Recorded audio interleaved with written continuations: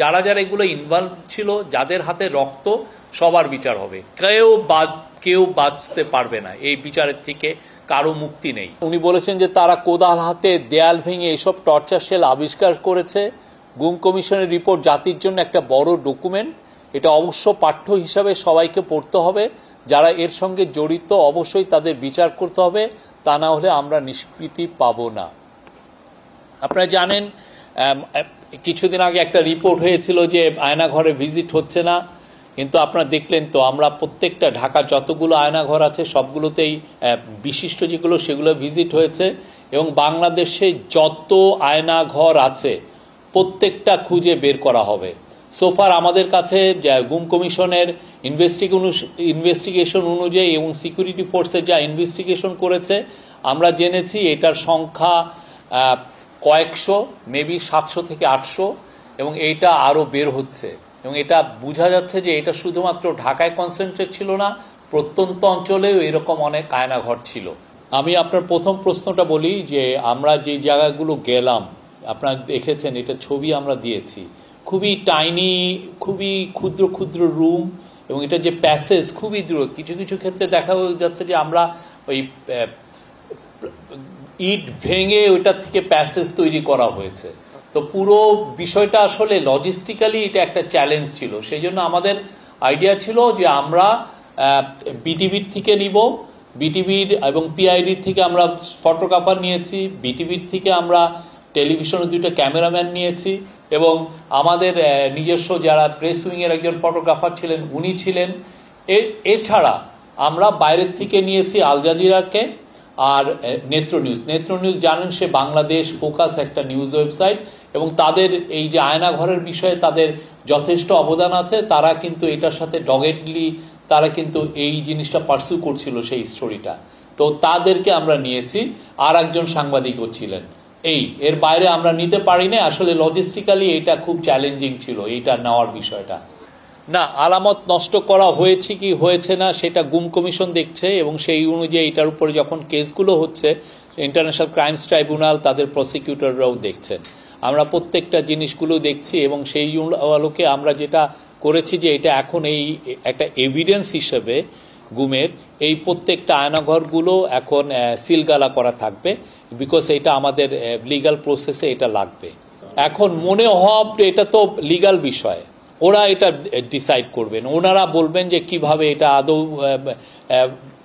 হয়েছে কি হয়ে নাই। তবে আমরা কিছু কিছু জায়গায় দেখেছি যে কিছু কিছু জায়গায় প্লাস্টার করা হয়েছে, যেটা বা কোনো কোনো জায়গায় দেখা যাচ্ছে যে রুমটা একটু ছোট টাইনি ছিল, সেটাকে মানে ওইটা ভেঙে দেয়ালটা ভেঙে এটাকে বড় দেখানো হয়েছে। বাট এটা কি সত্যিকার অর্থে এটা কি এটা কি একটা ইচ্ছাকৃত নাকি ইচ্ছাকৃত না, এগুলো তো গুম কমিশন এবং ইন্টারন্যাশনাল ক্রাইমস ট্রাইব্যুনাল তারা এটা বিচার করবেন। এবং সেই জন্য আমরা যেটা এটা গুম কমিশনের থেকে বলা হয়েছে যে এই প্রত্যেকটা এই জায়গাগুলো এখন সিলগালা করা থাকবে আনটিল ফার্দার ইনভেস্টিগেশন, এটার উপরে ইনভেস্টিগেশন হবে আরো। না, আমরা এই বিষয়ে বারবার কিন্তু বলেছি। প্রথম কথা হচ্ছে যে আওয়ামী লীগের যারা এই গুম খুন হত্যাকাণ্ডে জড়িত ছিল সবার বিচার হবে, এটা স্পষ্ট। এবং আজকের যে রিপোর্টের পরে আপনারা দেখেছেন ইউএন এর হিউম্যান রাইটস অফিস হচ্ছে ওয়ার্ল্ডের most respected human rights organisation. তারা যেই রিপোর্টটা দিয়েছে তাতে সুস্পষ্ট যে কার অর্ডারে এই খুনগুলো হয়েছে। এবং খুনগুলো আপনি দেখেন না, কি খুন, 4 বছরের ছেলে, 6 বছরের মেয়ে, আপনি এবং নিয়ে আপনি কি করছেন, পুড়িয়ে ফেলছেন। এবং এখানে স্পষ্ট লেখা আছে, আমার কলিগ বললেন যে এটাকে হাইড করে ফেলতে হবে, মেরে হাইড করে ফেলতে হবে। এবং তার মধ্যে যারা মারা গেছে, যাদেরকে খুন করা হয়েছে তার 13% ছিল চিলড্রেন, আমার আপনার ছেলে মেয়েরা।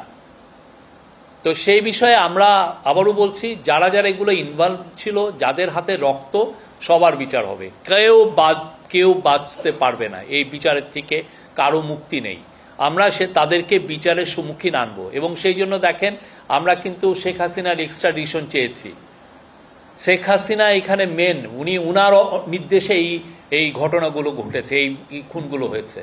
আর আমাদের তরফ থেকে আর এই যে আওয়ামী লীগ পার্টির কি হবে সেটা বাংলাদেশের জনগণ ডিসাইড করবে।